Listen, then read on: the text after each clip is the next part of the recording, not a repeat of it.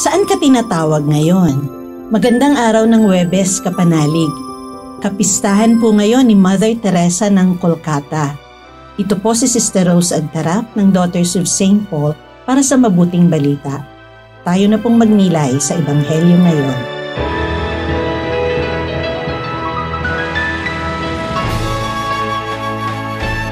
Dinagsa si Jesus ang napakaraming taong nakikinig sa salita ng Diyos at nakatayo naman siya sa baybayin ng lawa ng Genesaret. Nakita niya noon ang 2 bangka sa baybay. Kabababa pa lamang ng mga mangingisda mula sa mga ito para hugasan ang mga lambat. Kaya sumakay siya sa isa rito na pag-aari ni Simon at hiniling dito na lumayo ng kaunti mula sa dalampasigan. Umupo siya at mula sa bangkay sinimulang turuan ng maraming tao. Matapos siyang magsalita, sinabi niya kay Simon, "Pumalaot ka at ihulog ninyo ang inyong mga lambat para humuli."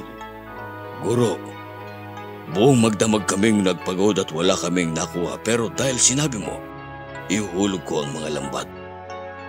At nang gawin nila ito, nakahuli sila ng napakaraming isda, kaya halos magkandasira ang kanilang mga lambat. Kaya kinawayan nila ang kanilang mga kasamahang nasa kabilang bangka para lumapit at tulungan sila. Dumating nga ang mga ito at pinuno nila ang 2 bangka hanggang halos lumubog ang mga iyon. Nang makita ito ni Simon Pedro, nagpatira pa siya sa harap ni Jesus at sinabi, "Lumayo ka sa akin, Panginoon, sapagkat taong makasalanan lamang ako." Talagang ngang nasindak siya at ang lahat niyang kasama dahil sa huli ng mga isda na nakuha nila. Gayon din naman ang mga anak ni Zebedeo na sina Jaime at Juan na mga kasama ni Simon. Ngunit sinabi ni Jesus kay Simon, "Huwag kang matakot. Mula ngayon, mga tao ang huhulihin mo." Kaya't nang madala na nila ang mga bangka sa lupa, iniwan nila ang lahat at sumunod sa kanya.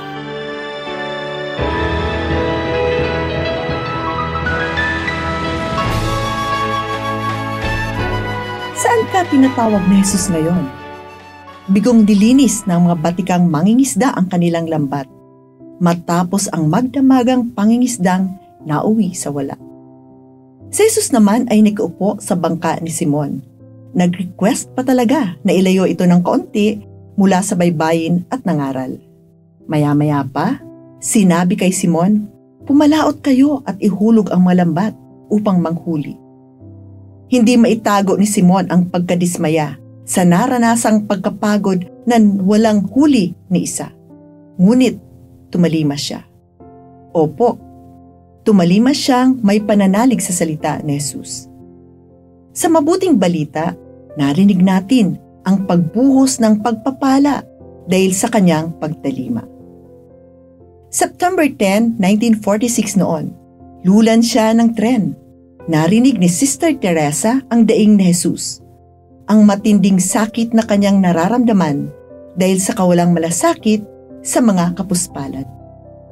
Tinawag ni Jesus si Sister Teresa ng Kolkata upang maglingkod sa mga pinakamahirap sa mahihirap. Pagtalimang may pananalig kay Jesus ang tugon ni Sister Teresa kahit walang humpay na pagsubok ang hinarap niya. Sa araw na ito, 27 taon na ang nakakaraan. Pumanaw si Mother Teresa matapos magtatag ng 610 foundations ng Missionaries of Charity, Missionaries of Charity Sisters, Brothers, Contemplative Sisters, Contemplative Brothers at Fathers sa 123 bansa sa buong mundo. Dakilang pagpapala ang bunga ng pagtalimang may pananalig sa salita ni Jesus. Naway katulad ni San Pedro at ni Mother Teresa, papurihan natin ang Diyos sa pagtalima natin ng may pananalig sa lahat ng pagkakataon at panahon, maging maginhawa man ito o hindi. Kapanalig, saan ka tinatawag na Jesus ngayon? Sa pagbabalik loob? Sa pagpapakumbaba? Sa pagpapatawad? Hinihintay niya ang iyong tugon. Mga kapanalig, suportahan po ninyo ang aming misyon. Subscribe, like, and follow po lines sa aming social media accounts. Tulungan niyo po kaming maipagpatuloy ang programang ito at ipadala ang inyong donasyon sa aming donations channels. Makakaasa po kayo na isinasama namin ang inyong mga intensyon at kahilingan sa aming mga panalangin araw-araw. Ito pong muli, si Sister Rose na nag-aanyaya sa inyong manalangin kasama ni Mother Teresa ng Kolkata. Mahal na Jesus, tulungan mong ipalaganap ko ang iyong halimuyak saan man ako magpunta.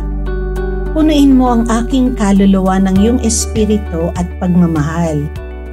Maghari ka sa buo kong pagkatao nang lubusang magningning ang buhay ko sa iyo. Magliwanag ka sa akin upang madama ka ng lahat ng makakasalamuha ko. Hayaan mong makita nila, hindi ako, kundi ikaw lamang, Jesus. Manatili ka sa akin upang sa iyong liwanag, ako'y magsilbing ilaw sa aking kapwa. Amen.